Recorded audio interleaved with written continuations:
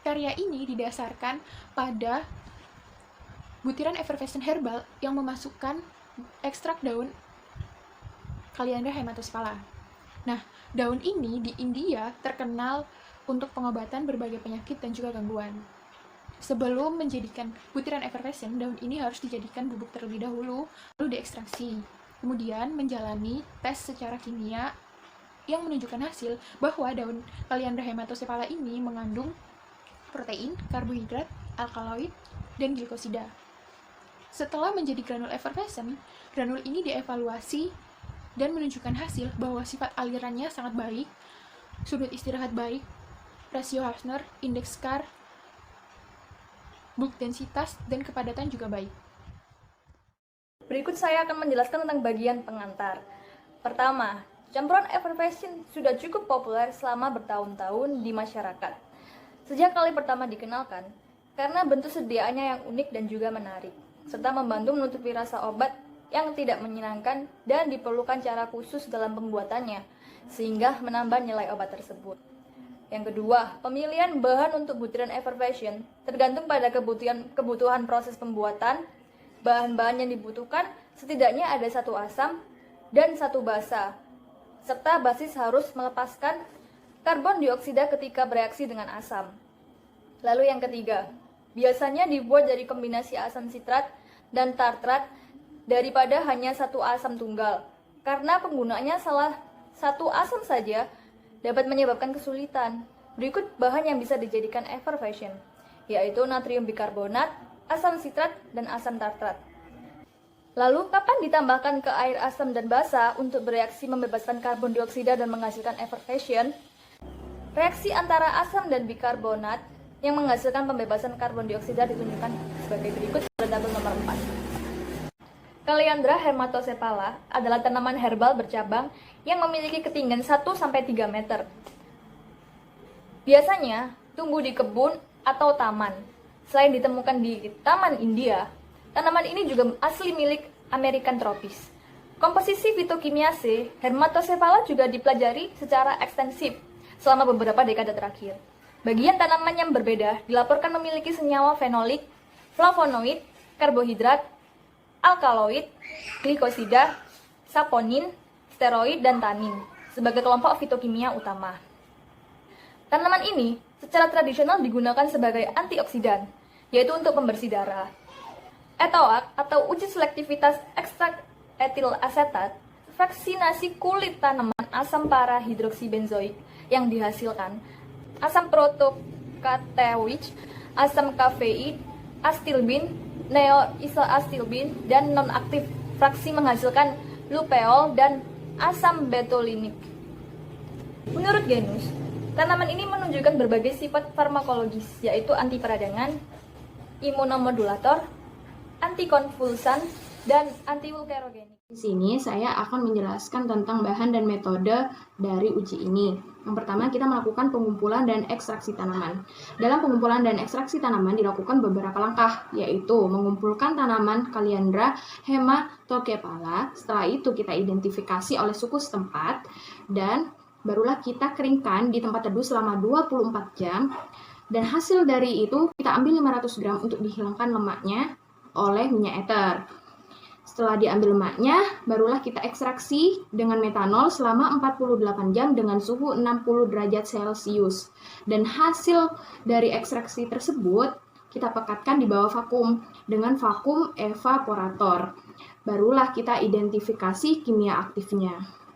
Tahapan kedua yaitu penapisan fitokimia. Nah, pada tahapan penapisan fitokimia, hasil dari daun ekstrak tanaman tersebut kita kumpulkan di gelas kimia. Nah, tujuan dari tes pendahuluan tersebut untuk mengetahui ada atau tidak adanya konstituen fito seperti glikosida dan flavonoid dan juga yang lain-lain seperti yang sudah disebutkan di slide ini. Nah, deskripsi metode yang diadopsi melakukan tes dengan prosedur yang sudah dibuat. Lalu, tahapan terakhir yaitu formulasi butiran effervescent herbal. Nah, pastinya di tahapan terakhir ini ada beberapa langkah yang harus kita lakukan. Yang pertama, kita harus menyiapkan butiran effervescent herbal dengan metode granulasi basah. Yang kedua, kita harus keringkan itu dengan oven dengan suhu 60 derajat Celcius hingga berat konstan. Nah, barulah kita titrasi di dalam mortir untuk menghasilkan bubuk. Nah, dari hasil itu kita tambahkan bahan pengikat untuk membuat pasta. Barulah kita granulasi dengan ayakan nomor 40 mes. Setelah itu, kita tambahkan alkohol secukupnya. Agar apa? Agar membuat massa itu menjadi lebih lembab, dan kita ayak lagi dengan ayakan nomor 20 mes untuk menghasilkan butiran-butiran. Nah, hasil dari butiran-butiran itu nanti kita keringkan dengan oven dengan suhu 40 derajat Celcius. Barulah kita kemas dengan wadah yang kedap udara. Di sini saya Zuhriyah Nur Masuda. Dan di sini saya mau menjelaskan dulu tentang sudut istirahat. Ini dihitung pakai rumus tangen theta sama dengan H per R, di mana H adalah tinggi dari kerucut dan R adalah jari-jarinya. Nah, apabila dari perhitungan tersebut menghasilkan hasil yang lebih atau sama dengan 40, maka sifat dari sudut istirahat itu tadi berarti buruk. Namun, apabila kurang atau sama dengan dari 30, maka sifatnya sangat baik. Nah, kalau misalnya dari rentang 31 sampai 35, maka itu menghasilkan sifat yang baik. Nah, kalau misalnya 36 sampai 40, berarti dia menghasilkan sifat yang sedang. Kita lanjutkan ke menghitung bobot jenis nyata, yaitu dengan mengambil 15 gram sampel yang dimasukkan ke dalam gelas ukur. Nah, untuk menghitung bobot jenis nyata ini digunakan rumus bagi berikut. Rho B sama dengan F dikurangi V0, di mana M adalah berat dari sampel, sementara V0 adalah volume nyata sampelnya. Nah, untuk Rho B sendiri adalah simbol dari bobot jenis nyata. Nah, selanjutnya kita menghitung bobot jenis mampat, di mana tadi kan kita sudah mengukur sampelnya melalui gelas ukur.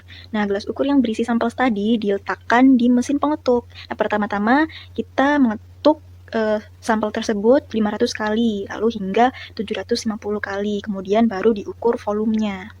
Untuk menghitung bobot jenis mampat ini, kita menggunakan rumus Rho tab sama dengan M per VF. Kita menghitung indeks kompresibilitas yang akan dikompresi. Dan in kecil angka kompresibilitas, semakin baik sifat alirnya.